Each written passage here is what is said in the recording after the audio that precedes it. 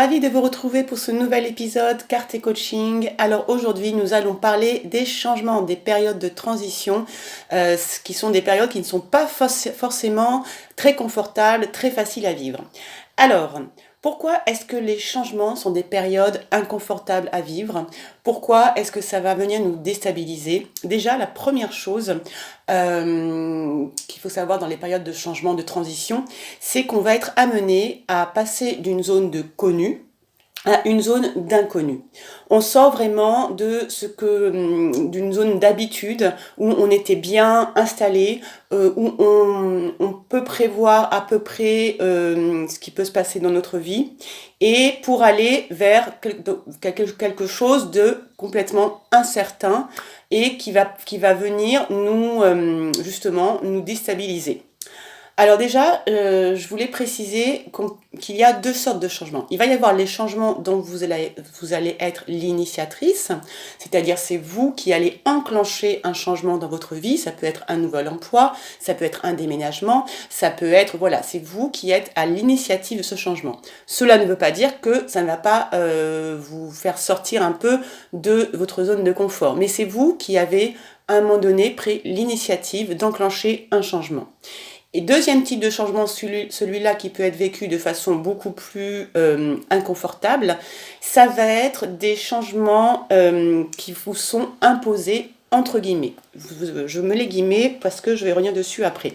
Ça peut être par exemple, vous habitez dans une maison depuis quelques années où vous êtes locataire et vous recevez un courrier de votre propriétaire qui vous dit « Dans 3 mois, vous devez partir parce que moi je vends ma maison ou il y a mon enfant qui vient habiter dedans. » Voilà, donc c'est vraiment un changement que vous avez l'impression de subir, quelque chose vraiment qui vous tombe dessus et où vous pouvez pouvoir vous sentir complètement démuni et vous sentir mal.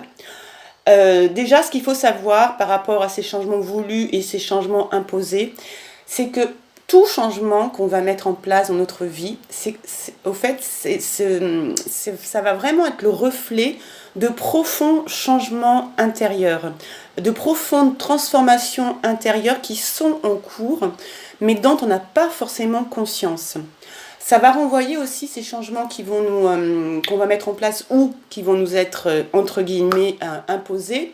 Ça va mettre la lumière aussi sur nos besoins intérieurs qui sont en train d'évoluer, qui sont en train de se transformer, et notre vie actuellement, ce qu'on a mis en place ne correspond plus tout à fait à ces besoins intérieurs. Et ce qui est un peu compliqué à vivre, c'est qu'on n'a pas forcément conscience de cette évolution intérieure. Parce que ce qu'il faut savoir, c'est que l'être humain a besoin de cadre, il aime être dans ce qu'on appelle la zone de connu. Il a besoin aussi de mettre en place des habitudes qui vont venir structurer son quotidien, qui vont venir un peu le conforter, qui vont venir un peu nous rassurer.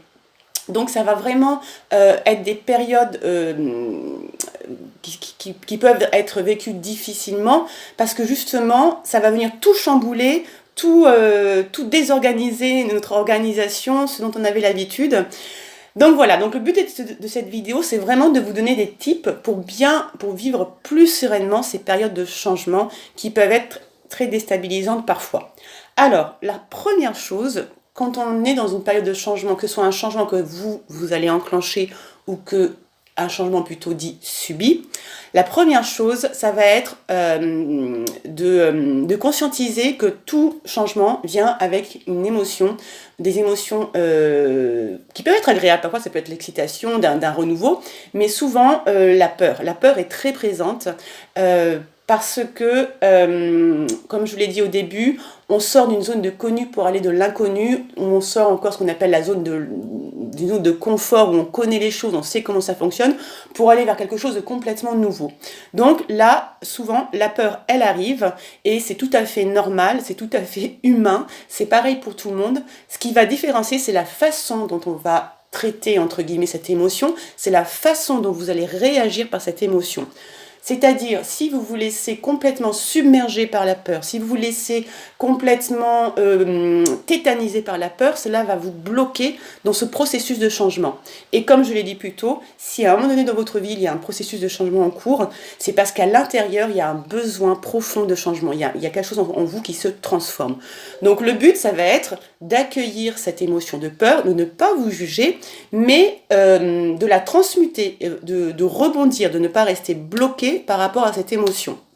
Parce que ce qui va se passer, c'est que cette émotion de peur va arriver et par-dessus, il va y avoir le mental qui va échafauder des drames, des drames, des choses très... qui va imaginer le pire à venir si vous enclenchez le changement. Parce que le mental, il faut vous dire qu'il est là pour vous protéger. Donc il dit, oh là là, tu vas pas faire ça, c'est trop dangereux, tu vas pas changer toutes tes habitudes, vers où tu vas, tu ne sais pas où ça va te mener. Vous voyez toutes ces phrases-là qui viennent et qui tournent en boucle. Vraiment, j'aime bien, c'est l'expression échafauder des scénarios catastrophes qui n'arriveront jamais. Donc, on accueille la peur, c'est normal d'avoir peur dans ces moments-là, mais on ne se laisse pas bloquer et on va transcender cette peur. On va vraiment l'accueillir et on va rebondir. Deuxième chose, alors là, c'est un conseil que je vous donne parce que moi, que je mets en application quand je suis dans des périodes de changement, ça va être de vous organiser de façon très précise, c'est-à-dire de noter. Par exemple, si c'est un déménagement, un changement de lieu de vie, et vous avez une famille, donc c'est pas évident à gérer, ça va être de noter tout ce que vous avez à faire. De noter ensuite quels peuvent être les freins à votre changement, de noter quelles sont vos ressources, c'est-à-dire les ressources, c'est tout ce que vous avez en vous et à l'extérieur de vous pour vous accompagner lors de ce changement.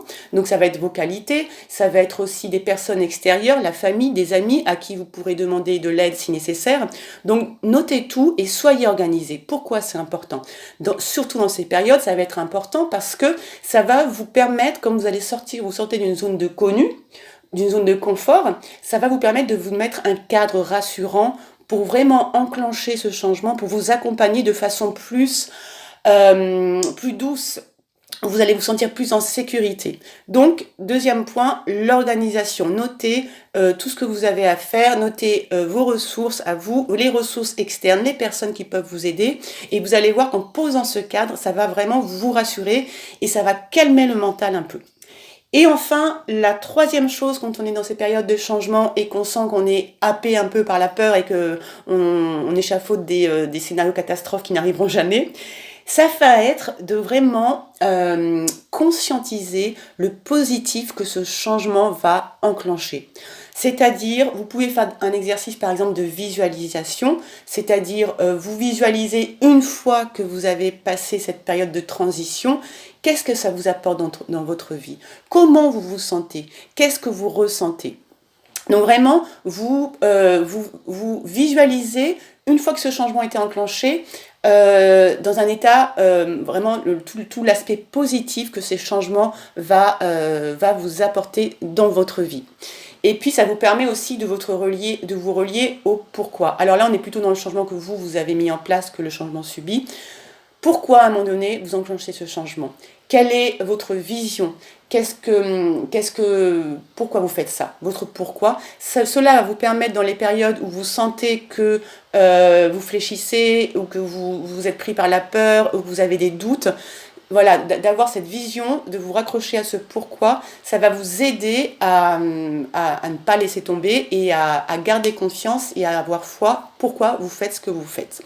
Voilà, mais écoutez, j'espère que cette petite vidéo vous aura plu et vous aidera si vous traversez actuellement une période de changement, une période de transition. Et je vous dis à tout bientôt pour un nouveau Café Coaching. Au revoir.